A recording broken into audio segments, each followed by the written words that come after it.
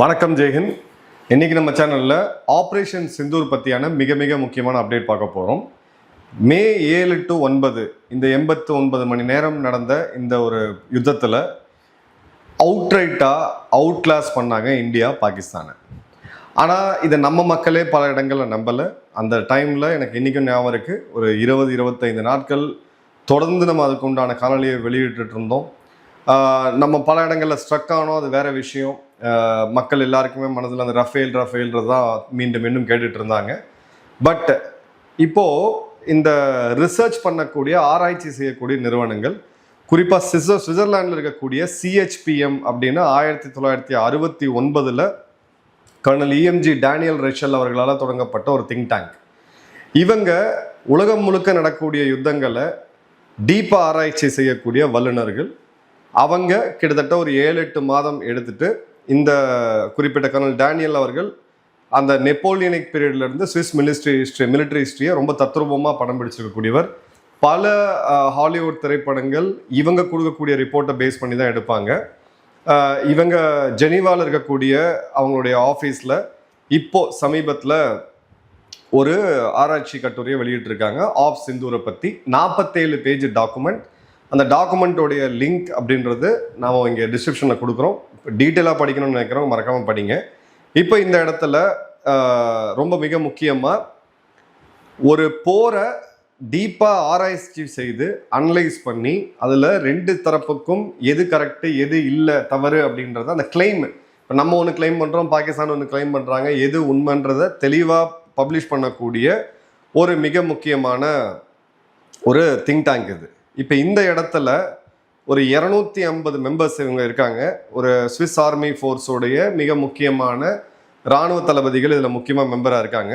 அவங்க இந்த இடத்துல ஆப்ரேஷன் சிந்தூரை பற்றி பப்ளிஷ் பண்ணதில் இந்தியா பாகிஸ்தானை அவுட்ரைட்டாக டெசிமேட் பண்ணியிருக்காங்க. இந்தியாவுடைய ஏர்ஃபோர்ஸ் டாமினன்ஸ், நல்லா கவனிங்க, ஏர் டாமினன்ஸ் அப்படின்றது மிக மிக உக்கிரமாகவும் மிக மிக அதிகமாகவும் இருந்துச்சு.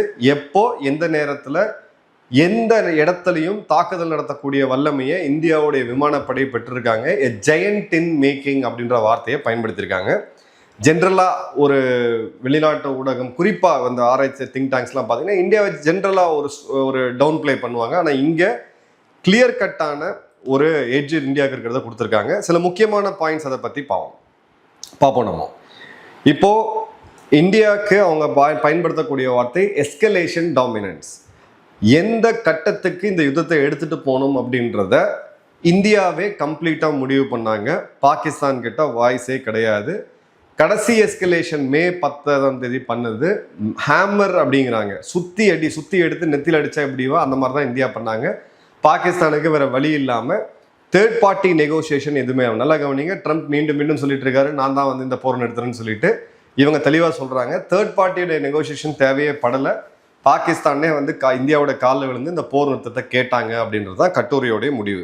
ஃபஸ்ட்டு இந்த இடத்துல நமக்கு முக்கியமாக கவனிக்க வேண்டியது என்ன அப்படின்னு பார்த்தீங்கன்னா, 88 மணி நேரத்தில் இந்தியா தன்னுடைய விமானப்படை மற்றும் தரைப்படை சக்தியை கொஞ்சம் குறைந்த அளவுக்கே பயன்படுத்தி ஒரு மிகப்பெரிய இராணுவத்தை மண்டியிட செய்தது எப்படி அப்படின்றது தான் இந்த ஸ்விஸ் மிலிட்ரி திங்க் டேங்கோடைய இந்த கட்டுரை. இந்த 47 பேஜ் ஸ்டடியில் நம்ம சில முக்கியமான இதை எடுத்து பார்க்கலாம். ஃபஸ்ட்டு பார்த்தீங்க அப்படின்னா இந்த ஸ்டேஜ் நம்ம செட் பண்ணுவோம். 7 to 10 லஷ்கர்-இ தொய்பா மேலே நடத்தப்பட்ட தாக்குதல், ஜெய்ஷ்-இ-முகமது பயங்கரவாத முகாம்கள் மேலே நடத்தப்பட்ட தாக்குதல்.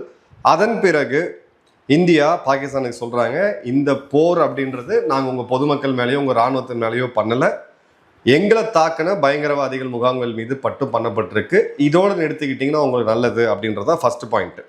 அதன் பிறகு பாகிஸ்தான் நடத்திய தாக்குதல், பதில் தாக்குதல் 7ஆம் தேதி இரவு. பாகிஸ்தான் மிகப்பெரிய ஸ்ட்ரைக் பேக்கேஜ், அதாவது அவங்களுடைய 45க்கும் அதிகமான போர் விமானங்கள், அவங்களுடைய ஏவுகணைகள், அவங்களுடைய ட்ரோன், ஒரு ஹெவி பேக்கேஜை அன்னைக்கு நைட்டே இந்தியா மேலே ஒரு விடிய காலையில் 7ஆம் தேதி இந்தியா மேலே ஒரு தாக்குதல் நடத்துகிறாங்க. அதில் இந்தியாவுடைய ஹை வேல்யூ பேசஸ், அதாவது இந்தியாவுடைய S-400 எங்கே இருக்குன்றதை குறி வச்சு இந்தியாவுடைய ஃப்ரண்ட் லைன் ஃபைட்டர் ஜெட்ஸான ரஃபேல், சுக்கோய் 30 MKI போன்ற ஃபைட்டர் ஜெட்ஸ் எங்கே இருக்குன்றதை குறி வச்சு அவங்க தாக்குனாங்க.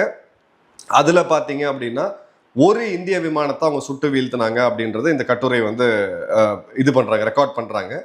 பிறகு இந்தியாவுடைய இன்டெகிரேட்டட் ஏர் டிஃபென்ஸ், அதாவது ஐஏசிசிஎஸ் சொல்லக்கூடிய இன்டெகிரேட்டட் ஏர் கமாண்ட், இந்த ஃபர்ஸ்ட் ப்ளோ பாகிஸ்தான் கொடுத்த அந்த முதல் அடியை கம்ப்ளீட்டாக அப்சர்வ் பண்ணுறாங்க. நம்மளுடைய ஆதம்பூர், பட்டான்கோட், அம்ரிஸ்டர், ஜோத்பூர் போன்ற ஃப்ரண்ட்லைன் விமான தளங்களை கம்ப்ளீட்டாக இந்த தாக்குதலேருந்து இந்தியா ப்ரொடெக்ட் பண்ணுறாங்க. நம்மளுடைய கவுண்டர் ட்ரோன் சிஸ்டம்ஸ், நம்மளுடைய கவுண்டர் மிசைல் சிஸ்டமான ஆகாஷ் தீரை பயன்படுத்தி. அதன் பிறகு ஃபேஸ் 2 அடுத்த கட்டத்தை நோக்கி போகுது. மே 8ஆம் தேதி மற்றும் 9ஆம் தேதி இந்த டேர்னிங் பாயிண்ட் அப்படின்னு அவங்க சொல்றது என்ன அப்படின்னு பார்த்தீங்கன்னா, இந்தியா தற்காப்புலேருந்து மாறி, அதாவது நம்மளுடைய தளங்களை பாதுகாக்கிறதுல இருந்து டக்குன்னு அடுத்த கட்டத்துக்கு போய் பாகிஸ்தானுடைய ஏர் டிஃபென்ஸ் சைட்ஸை முதல்ல குறி வைக்கிறாங்க. இதை வந்து சீட் மிஷன் சொல்லுவாங்க, suppression of enemy air defence. இன்னும் சீரியஸாக போகணும்னு நினச்சிங்கன்னா டிஸ்ட்ரக்ஷன் ஆஃப் எனிமி ஏர் டிஃபென்ஸும் இந்தியா பண்ணியிருக்க முடியும். பட் அந்த எஸ்கலேஷனை எந்த அளவுக்கு போகலாம் அப்படின்றத நாம தான் கண்ட்ரோல் பண்ணிட்டு இருந்தோன்றதுனால இந்தியா வந்து பாகிஸ்தானுடைய ஏர் டிஃபென்ஸை குறி வைக்கிறாங்க. குறிப்பாக மே 9ஆம் தேதி 4 அவங்களுடைய ஏர் டிஃபென்ஸ் சிஸ்டம்ஸ் வந்து குறிப்பாக தாக்கப்படுது. அவங்களுடைய இடபிள்யூ ரேடார், சுனியான் மற்றும் பஸ்ரூர் இந்த இடங்கள்ல தாக்கப்படுது. அதன் பிறகு அவங்களுடைய HQ-9B சீன ரக மிசைல் டிஃபென்ஸ் சிஸ்டம், அதற்கு உண்டான ரேடார், ஸ்வீடன் நாட்டு தயாரிப்பான எரிக்ஸ் போன்றதெல்லாம் கம்ப்ளீட்டாக நம்ம பிளைண்ட் பண்ணுறோம். ஸோ அடுத்த கட்டத்தை நோக்கி நம்ம பார்க்கும் பொழுது இந்தியா பாகிஸ்தானை குறிப்பாத்து அவங்களுடைய கண்ணை பிடுங்கி எடுக்குது. ரேடார் இல்லாமல் எந்த விமானம் எந்த ட்ரோன் உள்ளே வருதுன்றதை பாகிஸ்தானால் இது பண்ண முடியாது. ஸோ பாகிஸ்தானுடைய கண் மற்றும் காதை இந்தியா கம்ப்ளீட்டாக காலி பண்ணுறாங்க. நம்மளுடைய கிரிட்டிக்கல் சிஸ்டம்ஸை தேவைப்படும் போது ஆன் பண்ணுறாங்க. ஏன்னா ரேடாரை நீங்கள் தொடர்ந்து ஆன் பண்ணிங்கன்னா அது எதிரியால் கண்டுபிடிக்க முடியுன்றதுனால தேவைப்படும் போது ஆன் பண்ணுறாங்க.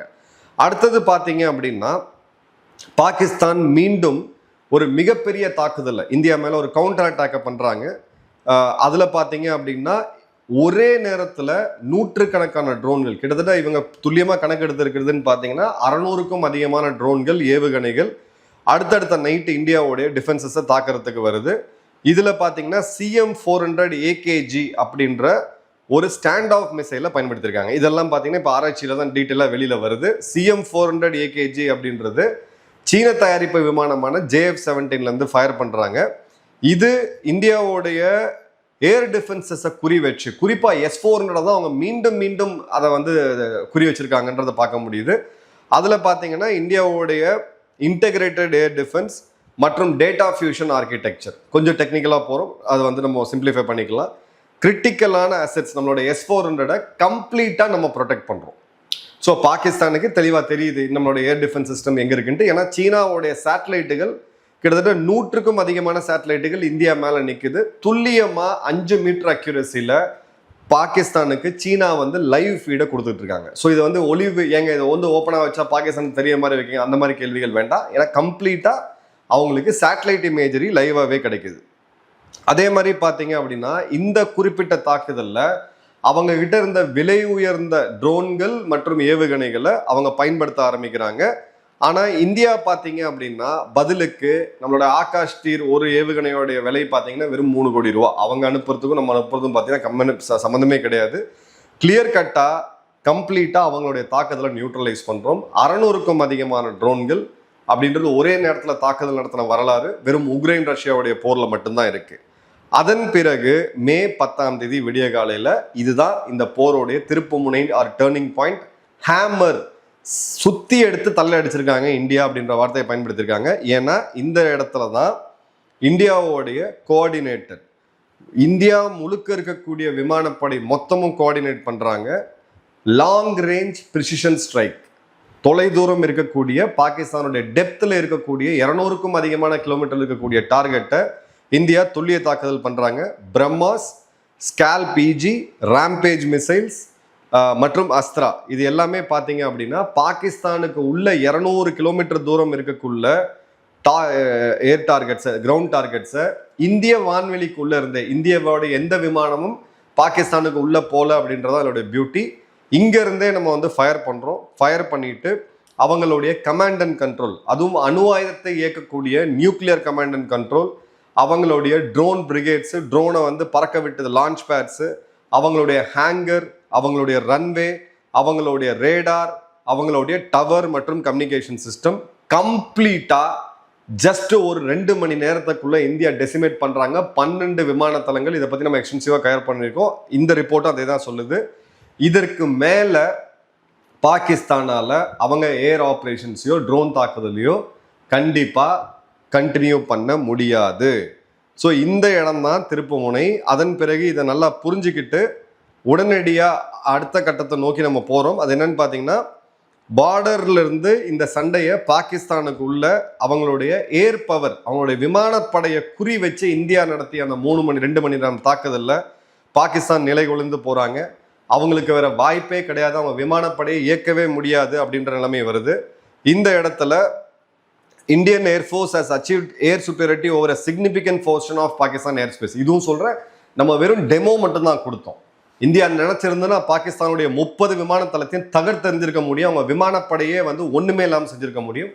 பட் அந்த எதிரிக்கு மேல நம்ம காமிக்கக்கூடிய கோவத்துல கண்ட்ரோல்டு அக்ரெஷன் நம்ம சொல்லுவோம், அதை தான் இந்தியா பயன்படுத்தினாங்க.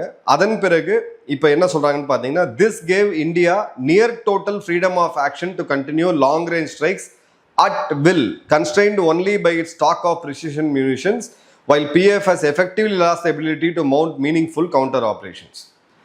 இந்தியா எப்ப நினைக்குதோ பாகிஸ்தான் உள்ள இருக்கக்கூடிய எந்த ஒரு ராணுவ மையத்தையும் எந்த ஒரு சிவில் இன்ஃப்ராஸ்ட்ரக்சரையும் அட் வில் தேவைப்படும் போது தாக்கக்கூடிய வல்லமை இந்தியாவுக்கு கிடைக்குது. இந்தியா கிட்ட ஒரே ஒரு கன்ஸ்டன்ட் என்னன்னா, அத்தனை விதமான ஏவுகணைகள் ஸ்டாக்ல அவங்களுக்கு இருக்கணும் அப்படின்றது மட்டும்தான். ஆபரேஷன் சிந்தூருக்கு பிறகு மிகப்பெரிய லெவலில் நம்ம ட்ரோன் இப்போ வாங்கிட்டு இருக்கோம். கிட்டத்தட்ட 3 லட்சத்துக்கும் அதிகமான ட்ரோன்ஸ் நம்ம வாங்கிட்டு இருக்கோம். ஸ்கால்ப் மிசைல்ஸ் நம்ம வாங்குறோம், மீட்டியார் வாங்குறோம். இன்னும் பார்த்தீங்கன்னா இஸ்ரேல்ட்டு பல தொழில்நுட்பங்கள் நம்ம கிட்ட வந்துகிட்டு இருக்கு, குறிப்பாக மிசைல்ஸில். ஸோ அந்த ஸ்டாக்கை இது பண்ணுறோன்னு பார்க்குறோம். பாகிஸ்தானால ஒரு குறிப்பிட்ட அளவுக்கு தாக்கம் இருக்கக்கூடிய, அதாவது குறைந்தபட்ச தாக்கம் இருக்கக்கூடிய ஒரு கவுண்டர் ஸ்ட்ரைக்கக்கூடிய பண்ண முடியாத நிலைமையில் அவங்க இருந்தாங்க அப்படின்றது தான் இது. அதே மாதிரி பார்த்தீங்கன்னா அவங்களோட ஏர் டிஃபென்ஸோடைய நெட்வொர்க் கம்ப்ளீட்டாக டிகிரேட் ஆகுது. அவங்களுடைய வான்வெளிக்குள்ள இப்போ இந்திய விமானங்கள் போயிருந்ததுன்னா அவங்களால எதுவுமே பண்ணியிருக்க முடியாது.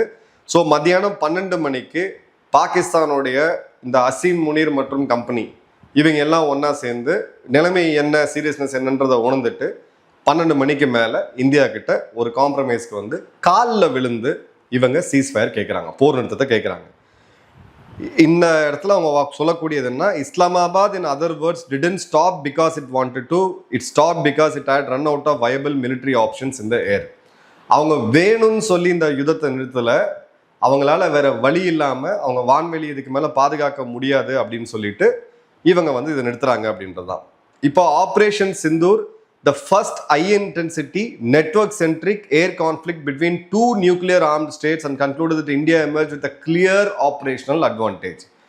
உலகத்தோடைய ஃபர்ஸ்ட் டெமான்ஸ்ட்ரேஷன், நெட்வொர்க்-சென்ட்ரிக், கம்ப்யூட்டர்கள் எல்லாம் ஒன்றுக்கு ஒன்று இணைஞ்சு ஒரு high network intensity warfare, modern வார்ஃபேர்னு சொல்லுவோம், 2 அணு ஆயுதங்களை கொண்ட நாடுகள் நடந்த முதல் யுத்தம் அப்படின்றத அவங்க ரெக்கார்ட் பண்ணுறாங்க. நமக்கு எஸ்கலேஷன் டாமினன்ஸ் அப்படின்றது கிளியராக இருந்திருக்கு. எஸ்கலேஷன் டாமினன்ஸ்ன்றது எங்கே போவேன்னா போகலாம் அப்படின்றத நீங்கள் கம்ப்ளீட்டாக இது பண்ணி பார்க்கலாம். இந்தியா கிட்ட தான் அந்த முடிவு இருக்குது. இன்னொரு தாக்குதல் நடத்தினோமா அதையும் இந்தியாவால் பண்ண முடியும், தரைப்படை தாக்குதல் நடத்தாமா அதுவும் இந்தியாவால் பண்ண முடியும், என்ன வேணால் பண்ண முடியும் அப்படின்ற அந்த வல்லமை இந்தியாட்ட இருக்குது. அதன் பிறகு பார்த்தீங்க அப்படின்னா இந்த இடத்துல நீங்கள் டீப் டைவ் பண்ணணும், என்ன மாதிரியான டாக்டிக்ஸ் நம்ம யூஸ் பண்ணோம், என்ன மாதிரியான வெப்பன் பிளாட்ஃபார்ம்ஸ் நம்ம யூஸ் பண்ணோம், எந்தெந்த ஆயுதங்கள் பயன்படுத்தப்பட்டுச்சு, ட்ரோன்ஸாக இருக்கட்டும், லாங் ரேஞ்ச் மிசைல்ஸாக இருக்கட்டும், இது எல்லாமே இந்த ரிப்போர்ட்டில் இருக்குது. அந்த ரிப்போர்ட்டோட லிங்கை நம்ம டிஸ்கிரிப்ஷனில் கொடுத்துருக்கோம். உண்மை கண்டிப்பாக இந்தியாவோட பக்கம்தான் இருக்குது. இது சுவிட்சர்லாண்டு இந்தியாவுக்கு பெண்ணாமை எதிரி நட்பு நாடு நமக்காக போட்டாங்கலாம் கிடையாது. பல காலகட்டங்களில் பல யுத்தங்களை பற்றி அவங்க டீட்டெயில் ரிப்போர்ட் போட்டிருக்காங்க. இன்ஃபேக்ட் அமெரிக்காவுக்கு எதிராகவே போட்டிருக்காங்க. கார்கில் ரிப்போர்ட் எடுத்திங்கன்னா இந்தியாவுக்கு எதிரான பல விஷயங்கள் இன்னைக்கு நடந்த விஷயம்தான், அதெல்லாம் இருந்துச்சு. இந்த ரிப்போர்ட் உலகத்துக்கு சொல்லக்கூடியது.